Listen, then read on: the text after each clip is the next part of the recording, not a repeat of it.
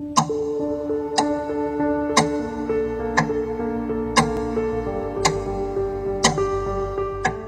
कहते थे बीजेपी हमें खरीद नहीं सकती, आखिर वही बीजेपी में क्यों चले गए? आज तक वो रकम नहीं बनी।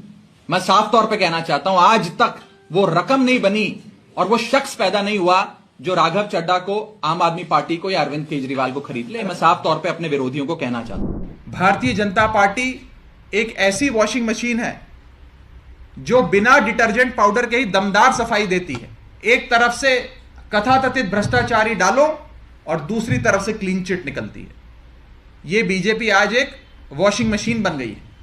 एक राजनीतिक दल जिसने ईमानदार राजनीति इस देश में स्थापित करी है और एक पहल करी वित्तीय पारदर्शिता इस देश में लाने के लिए, डोनेशंस की पूरी डिटेल वेबसाइट पर डालने के लिए, उसको इन लोगों ने रोका है, उसको रोकने का प्रयास करा है। और इस भ्रष्टाचार की जंग में हमें कमजोर करने का प्रयास भारतीय जनता पार्टी की केंद्र में बैठी सरकार, मोदी सरकार लगातार कर रही है। उन्हें उन्हीं का पुराना मैनिफेस्टो दिखाकर वादे पूरे करने को कहा, बीजेपी को आईना दिखाया और आज की बीजेपी को अडवाणीवादी और वाजपेयीवादी होने की बात कही।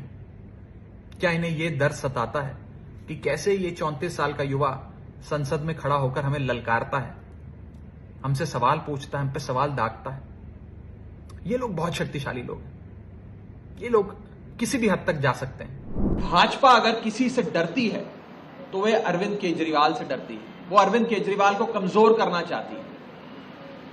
मुझे तो लगता है कि सोते जागते इन लोगों के सपने में सिर्फ अरविंद केजरीवाल जी आते हैं। तो आज यूटर्न नेताजी में बात उस चेहरे की जिसे कभी अरविंद केजरीवाल का सबसे भरोसेमंद सिपाही कहा जाता था, जिसने बीजेपी पर सबसे ज्यादा हमले किए, लेकिन आज खुद बीजेपी में है। सवाल सिर्फ राघव चड्ढा का नहीं, सवाल है कि जनता आखिर नेताओं की बात पर भरोसा करे तो करे कैसे। 2012 का साल, अन्ना आंदोलन की आग से निकली आम आदमी पार्टी। अरविंद केजरीवाल के आसपास कुछ युवा चेहरे दिखाई दिए। इनमें एक नाम था राघव चड्ढा, चार्टर्ड अकाउंटेंट, तेज तर्रार वक्ता, टीवी डिबेट्स के स्टार। आपके प्रवक्ता बने, फिर विधायक, फिर दिल्ली जल बोर्ड के उपाध्यक्ष और फिर राज्यसभा सांसद। कम समय में राघव चड्ढा पार्टी के सबसे बड़े चेहरों में शामिल हो गए। कई लोग तो उन्हें अरविंद केजरीवाल के राजनीतिक उत्तराधिकारी तक मानने लगे थे। लेकिन राजनीति में रिश्ते हमेशा स्थायी नहीं होते। 2024 के बाद पार्टी के भीतर कई तरह की चर्चाएं शुरू हो गई। उधर अरविंद केजरीवाल कानूनी और राजनीतिक लड़ाइयों में उलझे, इधर राघव चड्ढा की सक्रियता को लेकर सवाल उठने लगे। सबसे ज्यादा चर्चा तब हुई जब इलाज और पढ़ाई के नाम पर राघव चड्ढा लंबे समय तक विदेश में रहे। विपक्ष सवाल पूछ रहा था, सोशल मीडिया पर लोग पूछ रहे थे, जब पार्टी संकट में थी तब राघव कहां थे। हालांकि राघव चड्ढा और उनके समर्थकों का कहना था कि वे स्वास्थ्य कारणों से बाहर थे, लेकिन राजनीति में धारणा ही सबसे बड़ी सच्चाई बन जाती है और धारणा बन चुकी थी कि कुछ तो बदल रहा है। तो बात करें राज्यसभा वाले दौर की, तो वापसी के बाद राघव चड्ढा ने संसद में कई मुद्दे उठाए और बड़े जोर शोर से उठाए। मिडिल क्लास, रोजगार, शिक्षा, करदाताओं के सवाल। उनकी भाषण शैली अभी भी प्रभावशाली थी, लेकिन पार्टी नेतृत्व और राघव चड्ढा के बीच की दूरी की खबरें लगातार सामने आती रही। फिर आया 2026 और राजनीति में भूचाल आ गया। सबसे बड़ा यू टर्न आया 24 अप्रैल 2026। राघव चड्ढा और आपके कई राज्यसभा सांसदों ने पार्टी छोड़ दी। इसके बाद उन्होंने बीजेपी का दामन थाम लिया। यही वो पल था जिसने पूरे देश को चौंका दिया, क्योंकि सवाल सिर्फ पार्टी बदलने का नहीं था, सवाल था उन बयानों का जो सालों तक जनता ने सुने थे, जो क्लिप्स आज भी इंटरनेट पर मौजूद है, जहां बीजेपी पर सबसे तीखे हमले राघव चड्ढा ही करते नजर आते हैं। राघव ने पार्टी छोड़ते समय कहा कि आप बदल चुकी है और विचारधारा से भटक गई।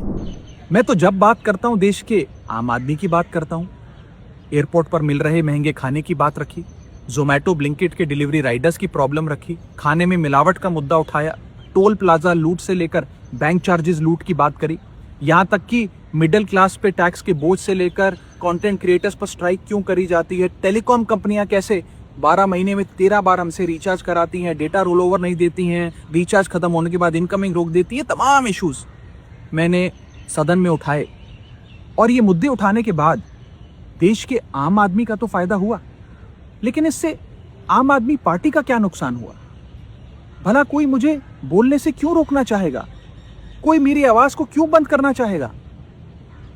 खैर, आप लोग मुझे अनलिमिटेड प्यार देते हैं। मैं जब जब आपके मुद्दे उठाता हूं, आप मुझे सपोर्ट करते हैं, मुझे शाबाशी देते हैं, मेरा हौसला बढ़ाते हैं। मैं आपको कहना चाहता हूं थैंक यू। ऐसे ही मेरा हाथ और मेरा साथ थामे रखिएगा, छोड़िएगा मत। मैं आपसे हूं और मैं आपके लिए हूं। और जिन लोगों ने आज पार्लियामेंट में मेरे बोलने का अधिकार मुझसे छीन लिया, मुझे खामोश कर दिया, मैं उन्हें भी कुछ कहना चाहता हूं। मेरी खामोशी को मेरी हार मत समझ लेना। मेरी खामोशी को मेरी हार मत समझ लेना। मैं वो दरिया हूं जो वक्त आने पर सैलाब बनता है। आज मैं बहुत दुख के साथ, बहुत पीड़ा के साथ और बहुत शर्म के साथ ये कह रहा हूं कि जो पार्टी करप्शन खत्म करने की कसम खाकर बनी थी, वो पार्टी आज करप्ट और कॉम्प्रोमाइज्ड लोगों के हाथ में बुरी तरीके से फंस चुकी है। इसीलिए हमने ये डिसाइड किया that we the 2/3 members of parliament of the belonging to the Aam Aadmi Party in Rajya Sabha exercise the provisions of the Constitution of India and merge ourselves with the BJP। हम BJP में विलय करते हैं। मैं बता दूं कि मैं पार्लियामेंट में शोर मचाने, चीखने, चिल्लाने, माइक तोड़ने या गाली देने नहीं गया। मैं वहां पर जनता के मुद्दे उठाने गया हूं, लोगों की बात करने गया हूं, और मैं पार्लियामेंट में इंपैक्ट क्रिएट करने गया हूं। मैं पार्लियामेंट में रकस क्रिएट करने नहीं गया। ये टैक्स पेयर के पैसे से जो पार्लियामेंट चलती है, उस टैक्स पेयर के मुद्दे उठाने में पार्लियामेंट में गया हूं। अंत में मैं बस इतना कहना चाहता हूं कि जो लोग आज मुझ पर आरोप लगा रहे हैं, झूठे आरोप लगा रहे हैं, कि हर झूठ को बेनकाब किया जाएगा और हर सवाल का जवाब दिया जाएगा, क्योंकि मैं घायल हूं, इसीलिए घातक हूं। जय हिंद। लेकिन जनता पूछ रही है, अगर पार्टी गलत थी तो इतने साल क्यों रहे, और अगर सही थी तो फिर छोड़ा क्यों? 24 अप्रैल 2026 से लेकर 14 जून 2026 यानी आज तक कुल 51 दिन हो चुके। ऐसे में सवाल उठता है, क्या 51 दिनों में देश के मुद्दे खत्म हो गए? क्या महंगाई खत्म हो गई, बेरोजगारी खत्म हो गई, या किसानों की समस्या खत्म हो गई, या मिडिल क्लास की परेशानियां खत्म हो गई, या फिर पार्टी बदलने के बाद प्राथमिकताएं बदल गई? ये सवाल विपक्ष पूछ रहा है, ये सवाल सोशल मीडिया पूछ रहा है, और यही सवाल आम जनता भी पूछ रही है। राजनीति में दल बदलना नया नहीं है। कुलदीप बिश्नोई, किरण चौधरी, चौधरी वीरेंद्र सिंह और अब राघव चड्ढा, नाम बदलते रहते हैं, कहानी लगभग वही रहती है। पहले एक पार्टी को कोसा जाता है, फिर उस पार्टी में शामिल हुआ जाता है। पहले कहा जाता है कि यह देश के लिए खतरा है, और फिर कहा जाता है कि यही देश का भविष्य है। तो जनता आखिर किस बात पर विश्वास करे, नेताजी के आज के बयान पर या जो पहले बयान दिए थे उस पर? तो दोस्तों, राजनीति में पार्टी बदलना हर नेता का लोकतांत्रिक अधिकार है। किसी भी नेता को अपनी विचारधारा बदलने का हक है, लेकिन जब नेता सालों तक एक बात बोलता रहे और फिर बिल्कुल उल्टा कदम उठा ले, तो सवाल उठना भी लोकतंत्र का हिस्सा है। राघव चड्ढा का फैसला सही है गलत, इसका फैसला जनता करेगी। लेकिन यू टर्न नेताजी का आज का सवाल यही है, क्या देश की जनता अब भी नेताओं के वादों और बयानों पर भरोसा कर सकती है? आप लोग भी कमेंट बॉक्स में जरूर बताइए, क्या कोई ऐसा नेता जिसके बारे में आप कह सकते हैं कि वो आज तक अपनी बात से नहीं पलटा, या आने वाले समय में भी आपको लगता है कि वो नेताजी जो आज बात बोल रहे हैं, वो आने वाले समय में भी अपनी बात पर कायम रहेंगे?